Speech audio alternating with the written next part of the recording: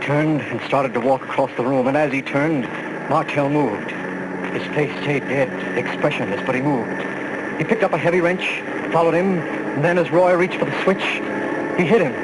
No! I heard his skull go like a rotten pumpkin shell, and he went down. Then Martell picked up a hacksaw and... No, I don't want to remember the rest. It was too awful, too horrible.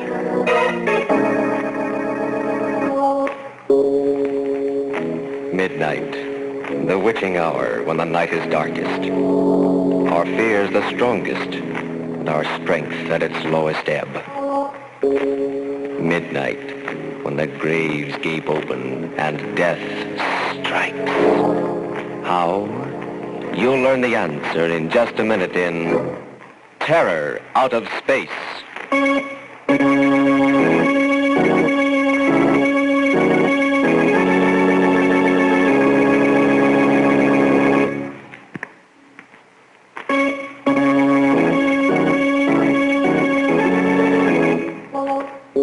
And now, Murder at Midnight. Tales of mystery and terror by radio's masters of the macabre. Our story, which we prophesy will be long remembered as a classic, is by Robert Newman. A tale out of the news and out of man's deepest fears called Terror Out of Space.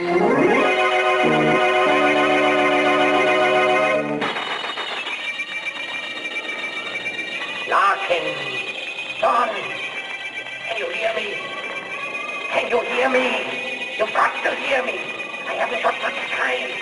They'll be coming back in a few minutes and... Don! Try and get this. Try and remember. I sat up in bed, straining my ears, listening. The surf was rolling and pounding on the beach at the foot of the cliff.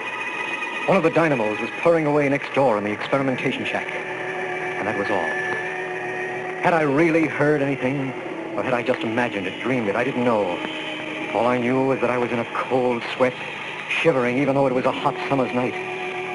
But that wasn't surprising after what had happened. Just what had happened.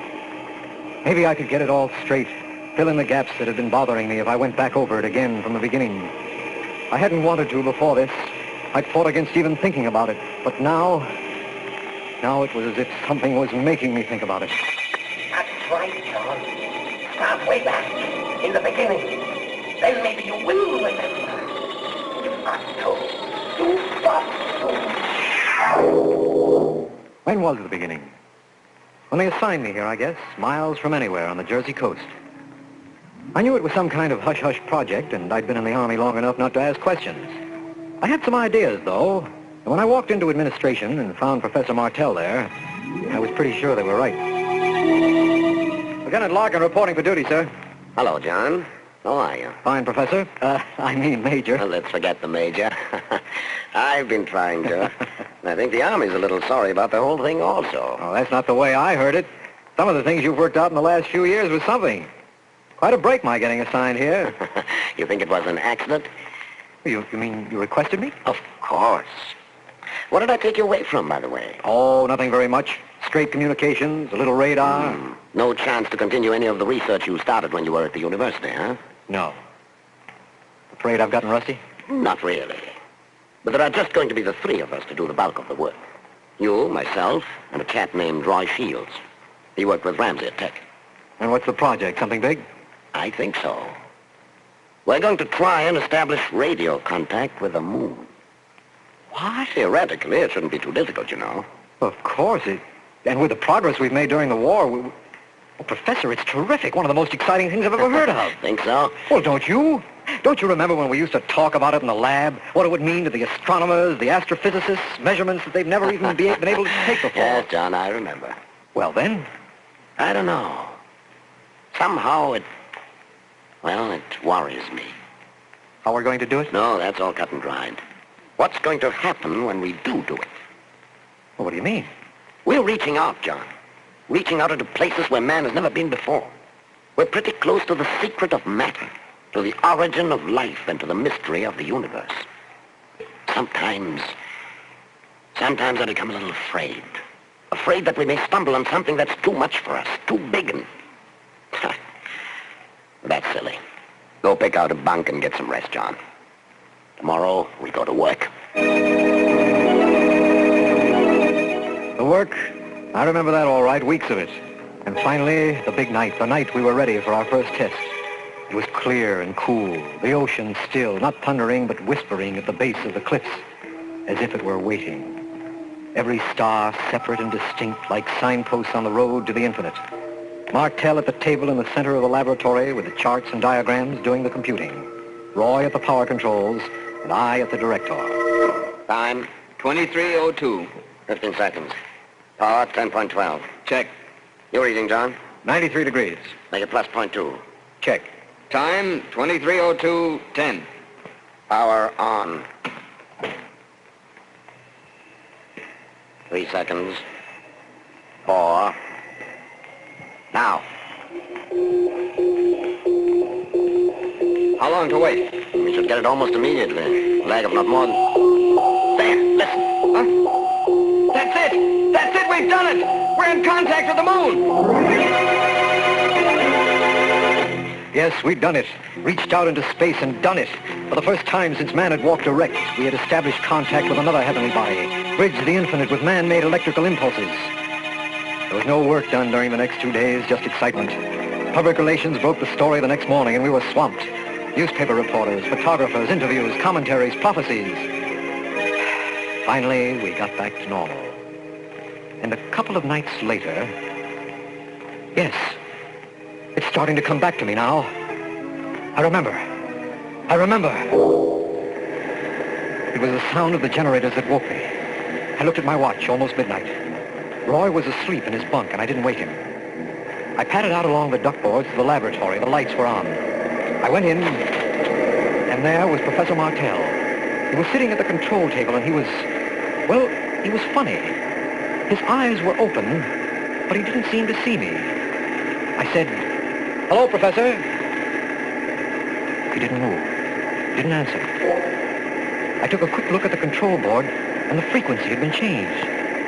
A little uneasy, I tried again. "Professor, what are you doing?" And then something very strange happened. Half of him came alive. His right side first. His right eye lighting up, while his left eye stayed dead. His right hand twitched, while his left one remained stiff. It was just for a fraction of a second. Then... What? Oh. Hello, John. Hello, Professor. Anything the matter? Matter?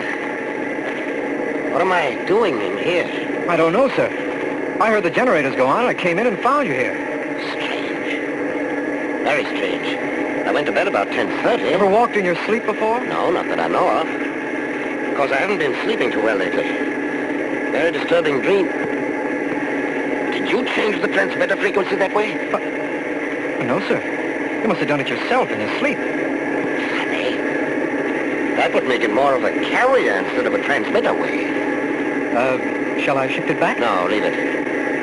I'd like to take a look again in the morning. Do some thinking about it. The next morning, somehow, neither of us mentioned it. I can't be sure now whether we didn't remember or just didn't think it was important.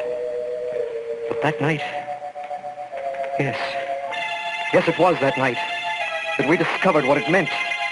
That we knew. It was the sound of the generators that woke me again. I looked at my watch a few minutes before midnight. And it was then that I noticed that Roy wasn't in his bunk. I lay there. And for some reason I was terrified, trembling. There was something in the air, a feeling of menace that... I made myself get up. Slipped on a pair of sneakers and went out along the duck walk to the laboratory. The lights were on again. I didn't go in this time, but I looked in the window. There was Roy, and there was Professor Martell again.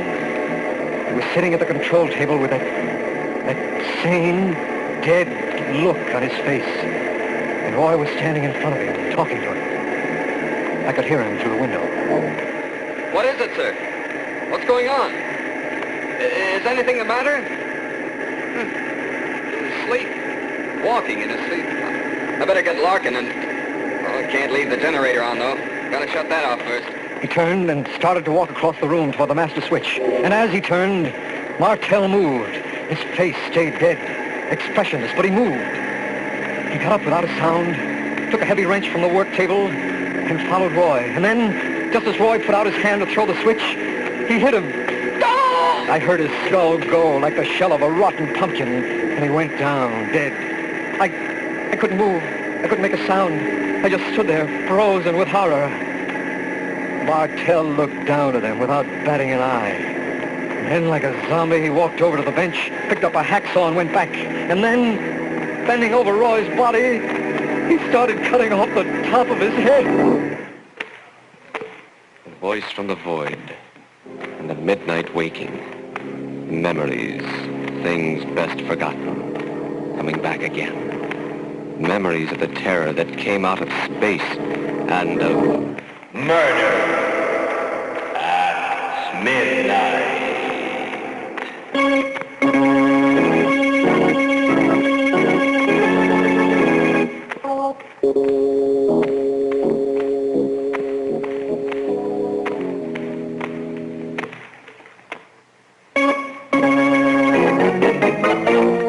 And now, back to Murder at Midnight and Terror Out of Space. That's all I remembered then. When Professor Martell bent over Roy's body with a hacksaw in his hand, I must have fainted. When I opened my eyes, I was lying on the sand outside the shack, and there was Martell bending over me. No, Professor, no, don't! Don't! John, what's the matter? Leave me alone. Don't come near me. Don't touch me. I saw what you did in there. And where? Where? Just now in the shack to Roy. Aren't you well either, John? What do you mean? I just came up here from the cottage. I had a bad dream. I've been having quite a few of them lately, and I woke up with a very annoying headache. I came out to take a walk, get some air. I found you lying here. But I'm telling you, I saw you. I saw you in there with Roy and... And what? Well, I don't even want to think about it. But you killed him. Killed him? Huh. Let's go back to the bunkhouse, John. Take a look. The bunkhouse? Yes, when you see that Roy is where we should be, in bed, maybe it'll convince you that you either dreamed or imagined the whole thing. He led the way to the bunkhouse, and I followed. Still shaken, but starting to feel a little foolish. This was the Professor Martell I had studied under, known for years, the man who wouldn't hurt a fly. We went into the bunkhouse, and Roy's bed was empty. He wasn't there. Martell gave me a funny look and started calling. Roy! Roy, where are you? Roy! Without a word, we hurried back to the laboratory, and there was no sign of him there either. Nothing. Wait, he must have gone out for a walk too, Professor, or maybe jeeped into town. If it was true, there'd be something here. His body, blood... There, John. Well, right there, in front of the switch. But there's nothing there. No. Except that it looks as if this floor was just scrubbed. The floor... What? You're right. John. Huh? Did you change the transmitter frequency this way? Oh, no, sir. You must have done it. Just the way you did last night. Last night? You mean something happened last night, too? You don't remember? No. Tell me what you saw happen tonight. Everything you remember, whether you believe it now or not. Well, it was pretty terrible, Professor.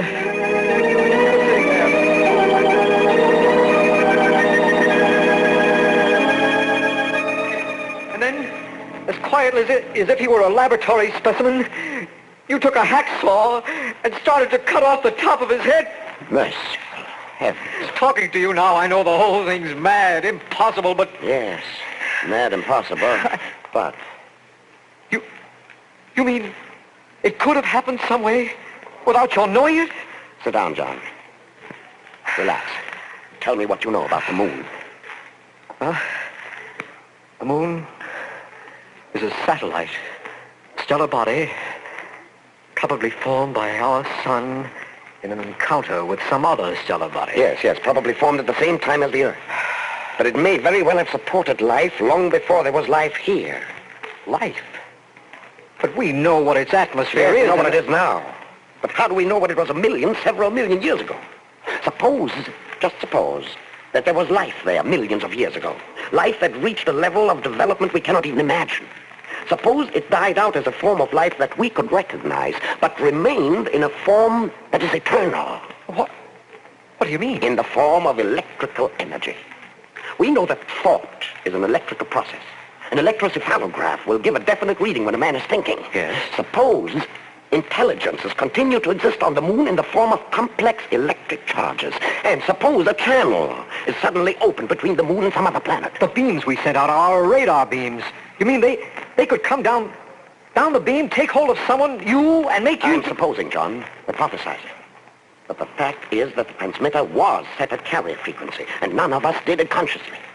Of course, even if it's true, we have no way of knowing whether these entities are dangerous, malevolent, or not. No way of knowing, but they killed. They made you kill Roy. Because he was going to shut off the transmitter, cut off contact with the place they came from. As for the rest, well, they would be intensely curious about the human body, particularly the brain. They would want to examine it. And Good Lord, Professor, do you realize what you're saying? The taking over of a person's body? Yes, John, I do realize what I'm saying. Well, I don't believe it myself. Have you a gun? Why, yes. Yes, I never carry it. Well, start carrying it. And if you notice me doing anything strange, incomprehensible, don't hesitate. Shoot. I didn't sleep that night. I remember that now. And I was convinced that I would never sleep again. Because it was there then, the moon. It was there all the time, of course, day and night. But it was during the night, when I was asleep, that it would be easiest for them. That they might try and... No, I can't think about it. I won't even now.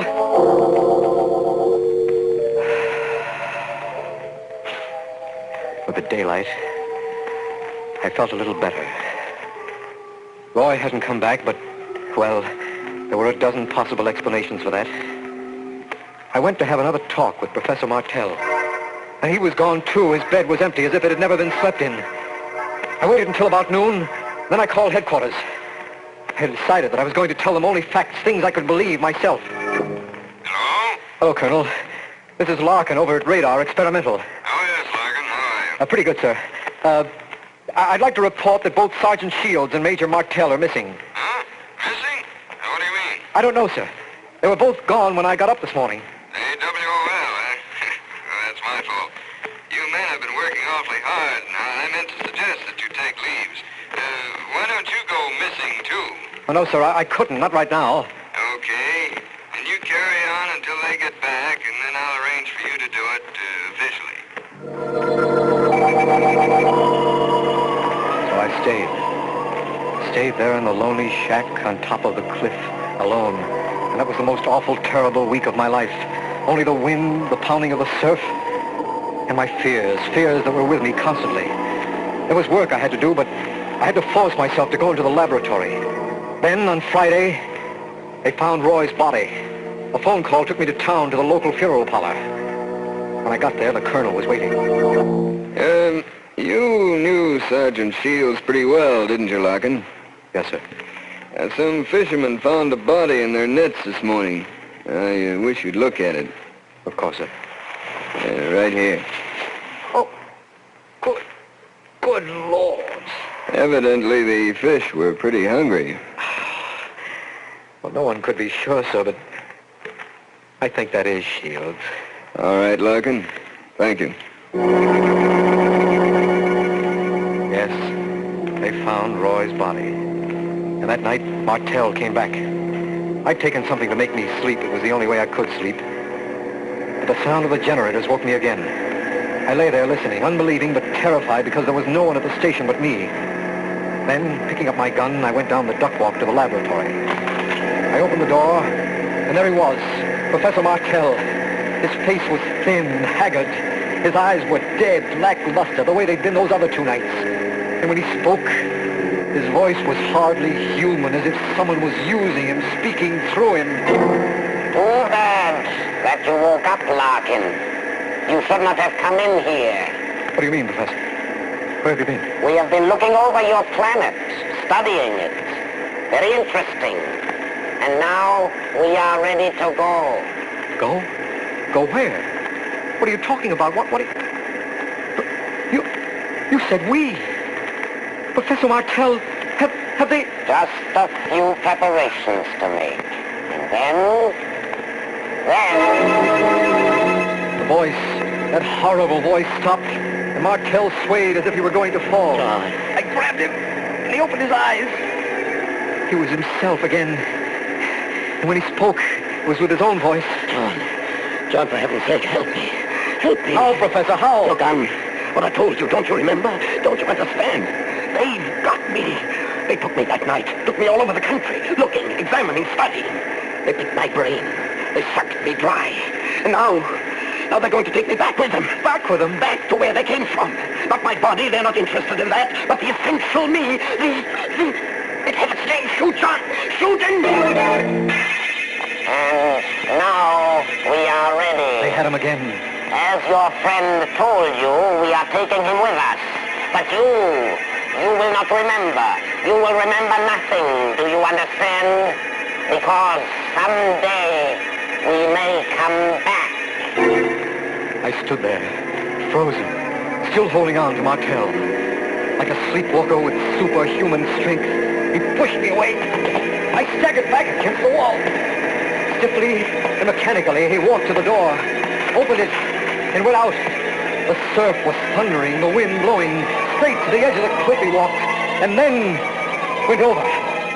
But before he fell, he seemed almost to hover for a moment, as if something in him was going not down, but up. Now do you remember, John? Now do you remember? You've got to remember. You've got to. I tricked them, fooled them.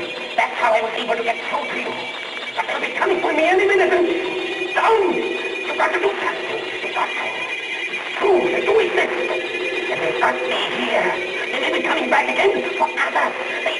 John, they're coming. They're coming. Do something. Do.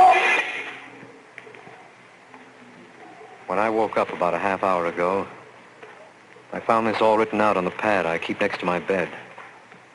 Written out in my own handwriting, but a little scrawled and jerky, as if my hand wasn't quite steady. Some of it I remember. Other parts, like Roy's murder, Professor Martell's suicide, I don't recall at all. Either I'm mad, completely mad, or... No, I can't think about it. I mustn't. Anyway, if I showed this to anyone, the world would think I'm mad. So now I'm going to burn it. Burn it up completely. White and shaking, John Larkin tears the scrawled pages from his notebook, crumples them into an ashtray, and puts a match to them. And thus there disappears into ashes the only remaining evidence of the terror from out of space and of murder at midnight.